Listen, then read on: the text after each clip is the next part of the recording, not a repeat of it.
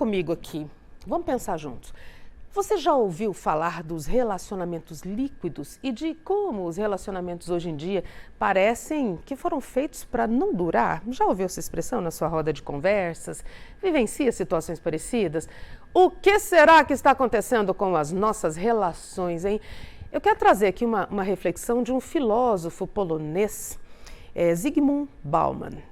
Ele nasceu lá em 1925. Ele definiu o termo modernidade líquida para descrever aquela convicção de que a mudança é a única coisa permanente. Veja só, e a incerteza, a única certeza. Ele estava se referindo a relacionamentos. Alguns parecem que escorrem pelos dedos, né? Esse mesmo filósofo trouxe outros termos bem interessantes. O amor líquido, medo líquido. Será que as pessoas estão com medo do vínculo? E por quê?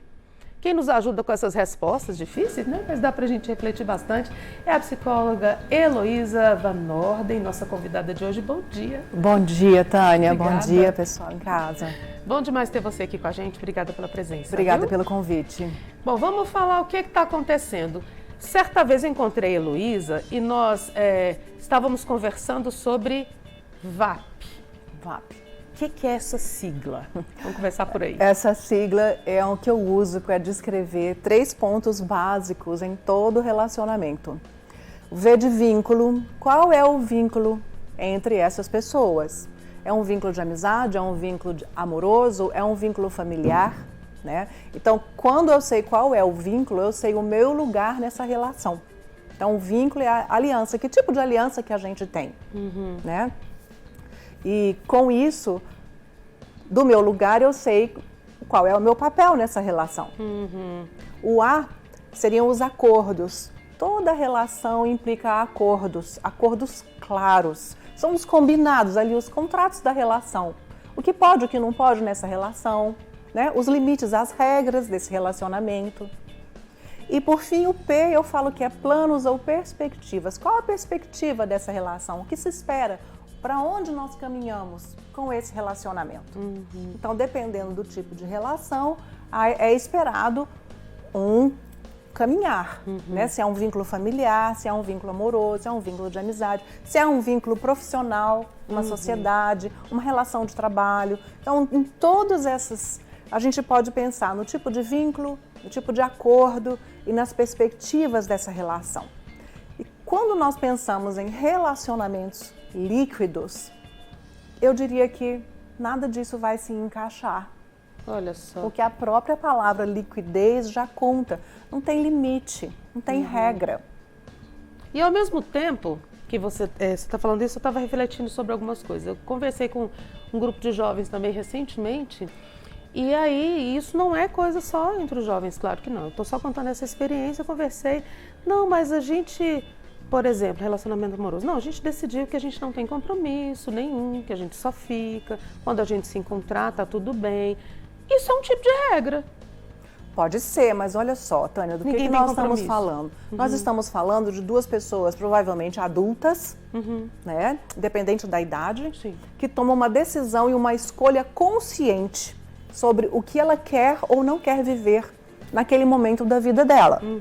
Ok. Então, quando eu faço uma escolha, eu tomo uma decisão consciente, eu estou ciente também dos resultados, dos impactos disso na minha vida e eu digo assim, costumo falar para meus clientes, eu vou bancar. Eu vou bancar as consequências positivas e negativas que vierem dessa minha escolha. Mas o que acontece é que tem muita modinha. Ah, e tem isso. Entendeu? Muita modinha e as pessoas vão entrando, falando disso sem clareza, sem consciência, não entram nisso a partir de uma decisão, uma escolha consciente. Ou aquilo pensado sobre a sua necessidade, o tipo de pessoa que você é, o tipo de necessidades que você tem. E a gente passa pelo emocional, pelo afetivo, por esse universo todo, né? Por esse universo todo, porque todos nós temos necessidades afetivas e outras que precisamos suprir. E as relações temporárias, as relações superficiais, com certeza não vão suprir necessidades básicas de pertencimento, de conexão, de intimidade. E aqui eu não estou falando intimidade a nível físico, sexual, eu estou falando de intimidade, de aprofundamento, Dividir vida, compartilhar. De poder ser eu mesma nessa relação, de poder me Entendi. mostrar, expressar minhas emoções de uma maneira transparente, uma comunicação clara.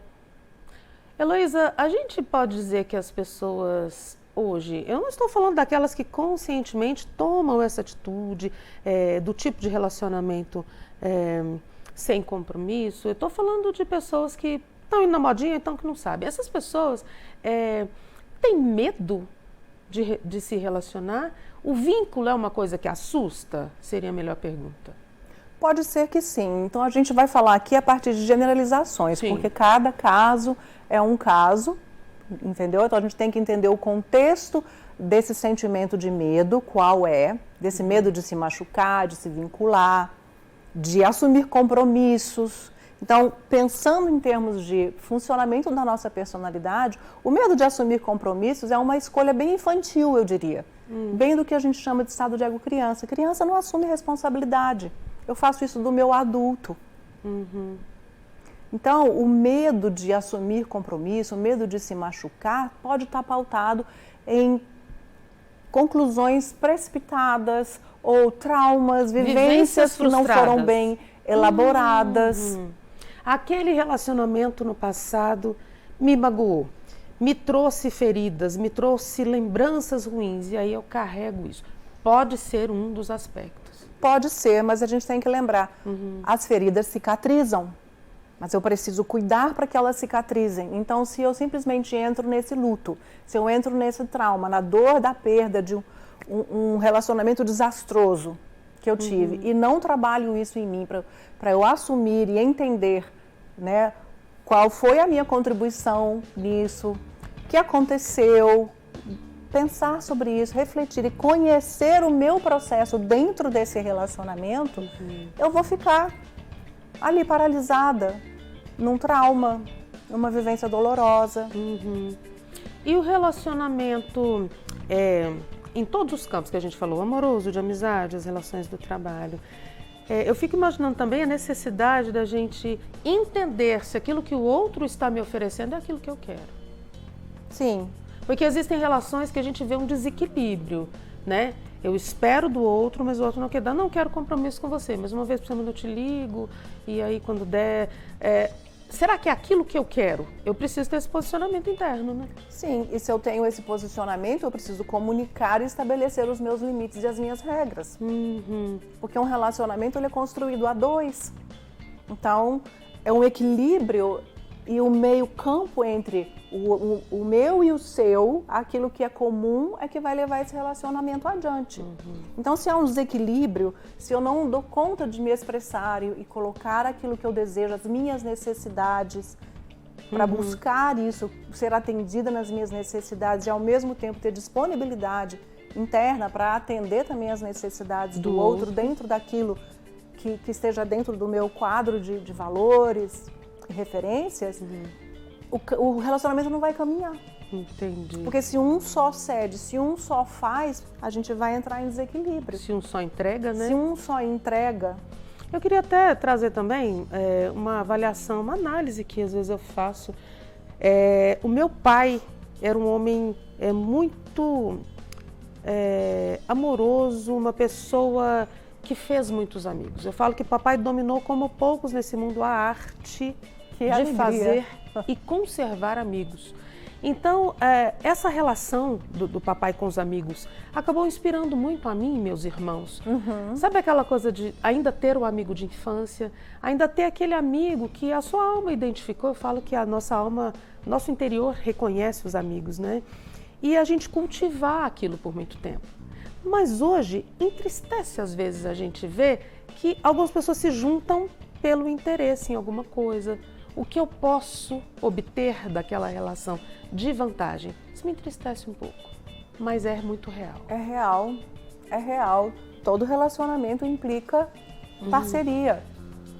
Via de mão dupla? Via de mão dupla, equilíbrio, necessidade de sair da superficialidade para aprofundar o vínculo, independente se é amizade, né? Há uma troca, há um dar e receber.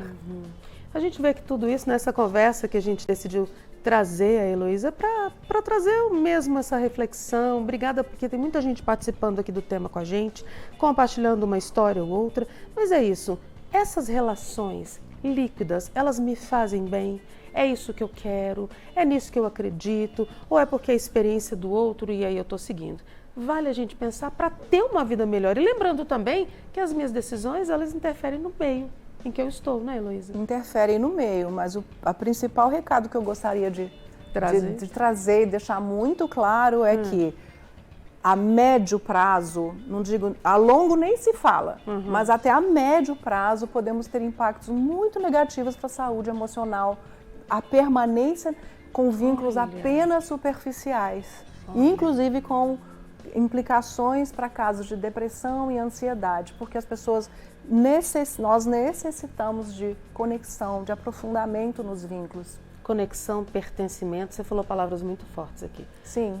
A gente vai deixar então agora Intimidade. o dever de casa para os nossos queridos telespectadores, para a gente refletir, pensar, analisar, buscar esse autoconhecimento, buscar entender, né, as nossas relações. Valiosa demais a sua presença aqui hoje. Obrigada, Muito obrigada, Heloísa. Tânia.